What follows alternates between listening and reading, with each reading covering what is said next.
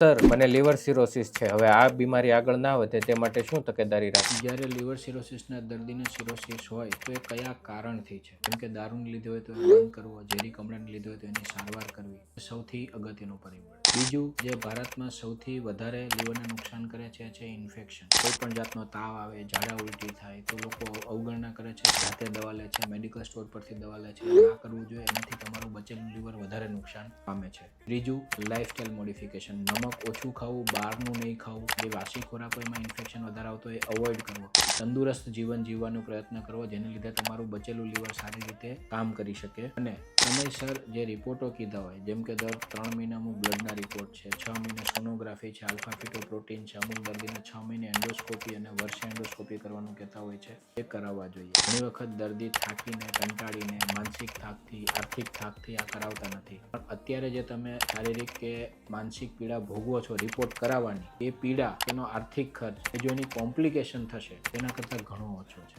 જ્યારે પણ આવા સિમ્ટમ્સ આવે કે પેટમાં પાણી ભરાવું, પગમાં સોજા આવવા, તાવ 2 દિવસથી વધારે ચાલુ રહેવો, ત્યારે અવગણના ના કરવી. જેટલી જલ્દી કોમ્પ્લિકેશન ટ્રીટ થશે એટલી જલ્દી તમારું લીવર બચેલું રહેશે. આટલું કામ કરવાથી તમારા લીવરને ઘણા ખરા હાથે બચાવી શકાય અને ટ્રાન્સપ્લાન્ટ વગર પણ તંદુરસ્ત જીવન જીવી શકાય.